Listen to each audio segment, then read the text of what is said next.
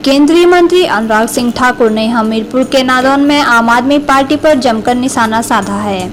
अनुराग ठाकुर ने दिल्ली सरकार को बेवड़ी सरकार की संज्ञा दी है और कहा कि आम आदमी पार्टी की दिल्ली और पंजाब की भ्रष्ट सरकारें हैं। आम आदमी सरकार के अरविंद केजरीवाल और मनीष सिसोदिया आज तक शराब घोटाले में जवाब तक नहीं दे पाए। उन्होंने आरोप लगाया कि भ्रष्टाचार की राशि की मिलाई किसने खाई, इसका जवाब भी जल्द दें केजरीवाल सरकार। अनुराग ठाकुर ने सवाल उठाते हुए कहा कि जब दिल्ली की महिलाएं और युवा शराब के ठेके खोलने का विरोध कर रहे थे, तब भी दिल्ली सरकार ने ठेके खोलने का निर्णय क्यों लिया है। अनुराग सिंह ठाकुर ने कहा कि आज भ्रष्टाचार के दलदल में अरविंद केजरीवाल पूरी तरह से डूब चुके हैं। उन्होंने कहा कि यह घोटाला इतना बड़ा है कि इसकी गूंज पूरे देश में सुनाई दे रही है। वहीं राहुल गांधी के द्वारा मीडिया हाउस पर उठा रहे सवालों पर केंद्रीय मंत्री अनुराग सिंह ठाकुर ने कहा कि जिस पार्टी ने 70 सालों तक देश पर राज किया है, उनको कभी एक घराना तो कभी दूसरा घराना ही नजर आता है। अनुराग सिंह ठाकुर ने कहा कि मीडिया पर उठाए जा रहे प्रश्नों से इस बात का पता चलता है कि कांग्रेस के नेता कितनी हल्की बयानबाजी पर उतर आए हैं। वहीं महागठबंधन बिहार के मुख्यमंत्री के द्वारा विपक्ष के एकजुट होने के बयानों पर अनुराग सिंह ठाकुर ने पलटवार करते हुए कहा कि भ्रष्टाचारी सरकारों को हमेशा जनता ने आईना दिखाया है और मोदी सरकार को हमेशा स्वीकार किया है। अनुराग सिंह ठाकुर ने कहा कि वर्ष 2014 में 272 सीटें हैं। देश की जनता ने 2019 में 300 से ज्यादा सीटें दी थी। वहीं राज्यों में भी भाजपा की जन कल्याणकारी नीतियों के चलते सरकारें सफल हुई हैं। वहीं अनुराग सिंह ठाकुर ने दावा किया है कि 2024 में भी भाजपा की तरफ से 303 से ज्यादा सीटें जीतकर रिकॉर्ड बनाएगी।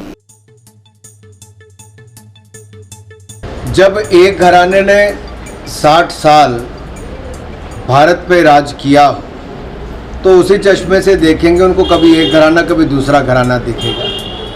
वो घर और परिवार से बाहर नहीं आए और देश के लोकतंत्र जो भारत का दुनिया भर में माना जाता है चौथा स्तंभ मीडिया है, उस पर भी अगर प्रश्न चिन्ह खड़ा करते तो इससे पता चलता है कांग्रेस कितनी हल्की हो चुकी है और उनके नेताओं के बयान कितने हल्के हुए हैं। ये दिवालियापन कांग्रेस का इससे नज़र आता है।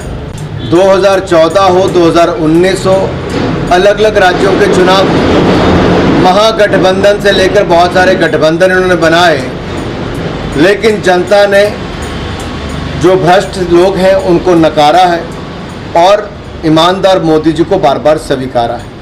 गरीब की भलाई करने वाले मोदी जी को जनता ने 272 सीटें जहां 2014 में जिताई तो 303 सीटें 2019 में जिताने का काम भी किया।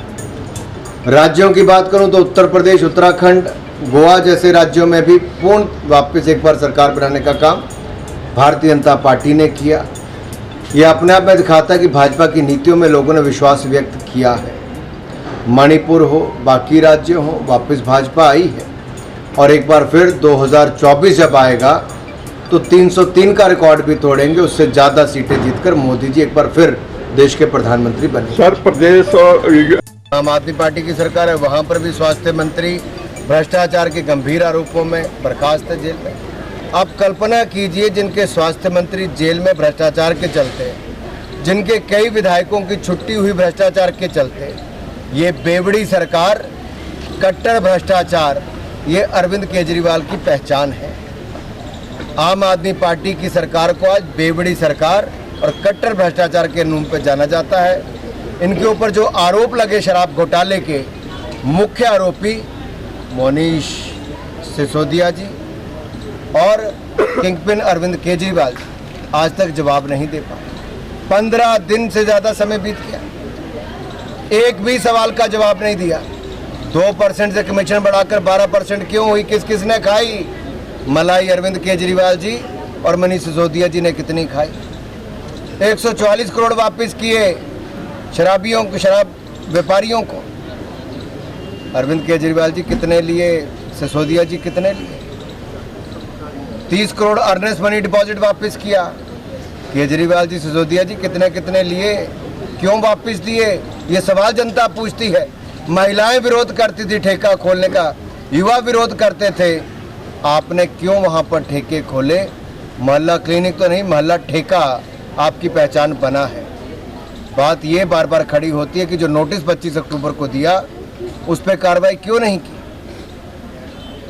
शराब नीति में बदलाव क्यों लाए, कितना इसमें से पैसा कमाया, और अगर आप कहते हो कि शराब नीति ठीक थी तो वापस क्यों की। ये बार बार सवाल खड़ा हो रहा है, लेकिन अरविंद केजरीवाल जी की जुबान बंद है, कुछ नहीं बोल रहे, क्योंकि घोटाला इतना बड़ा है कि जिसकी गूंज आज पूरे देश में है। जो कभी भ्रष्टाचार के खिलाफ आवाज उठाने की बात करते थे, आज भ्रष्टाचार के दलदल में इतना अरविंद केजरीवाल डूब चुके हैं कि आज उनके पास कोई जवाब नहीं।